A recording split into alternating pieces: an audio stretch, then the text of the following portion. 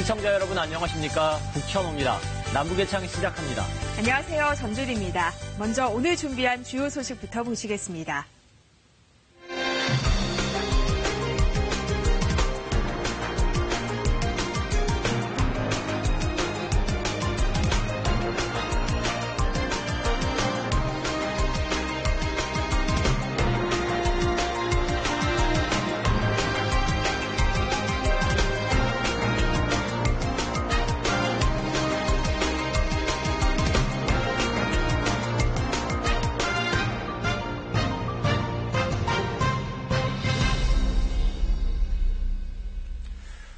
북한이 북미 실무협상 재개 의사를 밝힌 데 이어 체제 보장과 제재 해제라는 협상 의제까지 제시했습니다. 트럼프 대통령도 국가안보보좌관을 교체하고 또 새로운 방법이라는 표현까지 거론하면서 북미 대화 분위기가 진전되는 양상입니다. 우리 정부도 할 수 있는 모든 역할을 다하겠다며 북미 실무협상의 성공은 물론 그 온기가 경색된 남북관계를 녹이는 촉매제가 되기를 기대하고 있는데요. 청와대가 세 번째 파도라고 표현했듯이 북미 협상이 중대 국면에 들어선 건 분명해 보입니다. 이슈의 남반도 정은지 리포터입니다.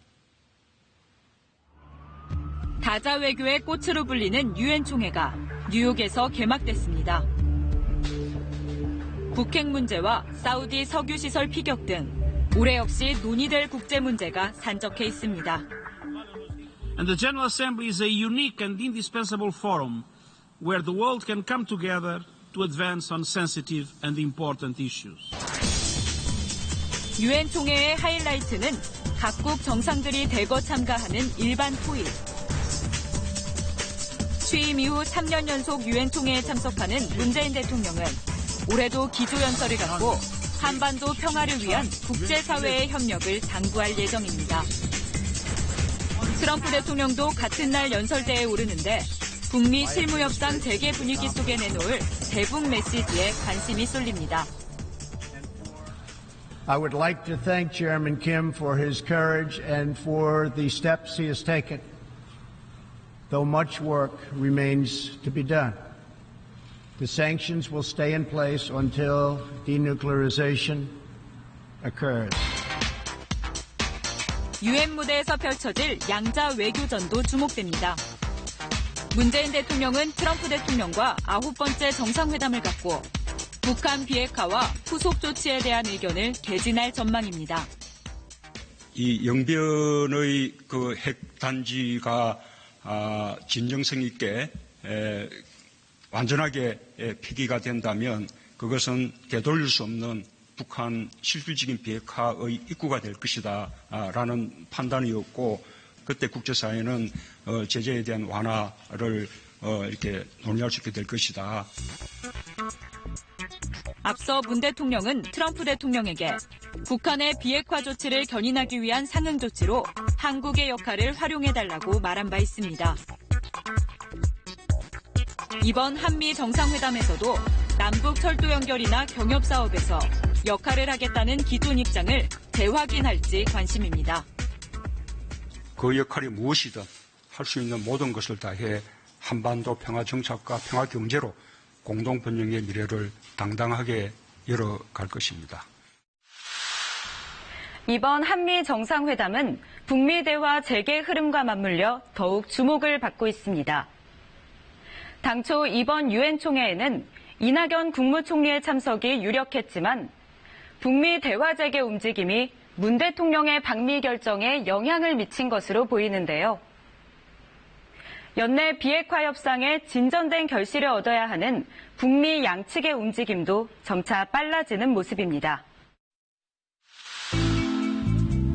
이달 하순, 미국과 협상을 재개할 의사가 있다고 밝힌 최선희 외무성 제1부상. 그로부터 일주일 만에 북한이 또다시 협상에 기대감을 표명했습니다.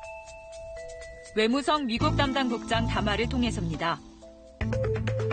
미국이 대화를 통해 문제를 해결하려는 입장을 표명하는 것은 다행스러운 일이라며 실무 협상이 좋은 만남이 되기를 기대한다고 밝혔습니다. 협상 의제도 제시했습니다. 제도 안전을 불안하게 하고 발전을 방해하는 위협과 장애물이 제거될 때 비핵화 논의도 할 수 있다면서 체제 안전 보장과 제재 해제를 동시에 의제로 꺼내든 겁니다. 사실 외무성 미국 담당 국장의 그 표현만으로는 실무 협상의 어떤 낙관도 비관도 판단하기는 좀 이르다고 생각해요. 문제는 북미 간의 어떤 뉴욕 채널이나 이런 물밑 대화 채널을 통해서 실무 협상에서 어느 수준까지 논의할 것인가에 대한 공감대가 얼마나 좁혀졌느냐, 여기에 따라서 이제 드러나리라고 생각을 합니다. 이러한 북한의 반응은 트럼프 대통령이 최선희 제1부상의 실무협상 제의에 화답하며 3차 북미 정상회담 가능성까지 내비친 가운데 나왔습니다. 최근 대북 강경파인 볼턴 백악관 국가안보보좌관이 경질된 점도 북한을 고무시킨 것으로 분석됩니다. He made some very big mistakes when he talked about the Libyan model. For Kim Jong-un, that was not a good statement to make. 리비아는 2003년 당시 지도자였던 카다피가 모든 대량 살상 무기의 포기 의사를 밝히고 비핵화를 이행했지만 2011년 반정부 시위로 권좌에서 물러난 뒤 반군에 의해 비참한 최후를 맞았습니다. 이 때문에 북한은 그동안 리비아 모델을 선 무장 해제, 후 정권 붕괴로 해석하며 극도의 반감을 보여왔습니다. 트럼프 대통령의 리비아 모델 비판은 미국 내 강경파가 주장하는 일괄 타결식 해법 대신 북한이 주장하는 단계적, 동시적 비핵화를 일정 부분 수용할 의사가 있다는 뜻으로도 해석돼 주목됩니다. 트럼프 대통령이 봐도 상당히 현실성이 없는 그러한 옵션을 가지고, 모델을 가지고 북한과 협상을 한다는 건, 그거는 본인이 봐도 말이 안 된다는 거니까 결국 리비아 모델을 폐기했다는 거는 제가 보기에는 협상 자체를 위해서는 올바른 판단이라고 보는데, 그러면은 이제 북미 간에 뭔가 실무 협상이 정말 순탄하게 이루어지고 뭔가 딜이 이루어지고 이제 정말 새로운 정상 간의 합의점, 정상회담이 이루어지는 거다라고 이렇게 아직까지 지금 단계에서 판단하기는 아직까지 이르다라는 얘기. 비핵화 협상 분위기를 조성했으니 이제 대화의 장에 나오라는 미국과 협상에 나설 순 있다면서도 조건을 붙이고 있는 북한. 통일부 당국자는 북미 실무협상에서 비핵화의 범위가 핵심 쟁점이 될 것이라며 미국이 어느 정도의 상응 조치를 내놓는가에 따라 결과가 갈릴 것이라고 전망했습니다.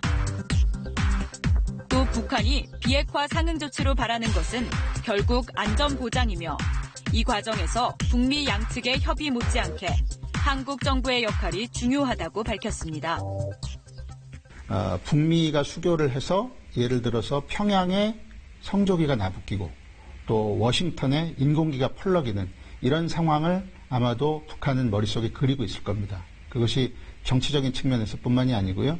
경제적인 측면에서도 평양에 트럼프 대통령이 소유한 빌딩이 올라간다거나 이렇게 해서 북한이 미국과 어떤 대등한 위치에서 국제적인 파트너십을 형성하고 있다라고 하는 것을 대외적으로 보여주고자 하는 그런 계산을 하고 있다고 봅니다. 이런 가운데 정부는 아프리카 돼지열병 발병과 관련해 북한의 방역 협력 의사를 거듭 제안했지만 북측은 별다른 답변을 내놓지 않고 있습니다.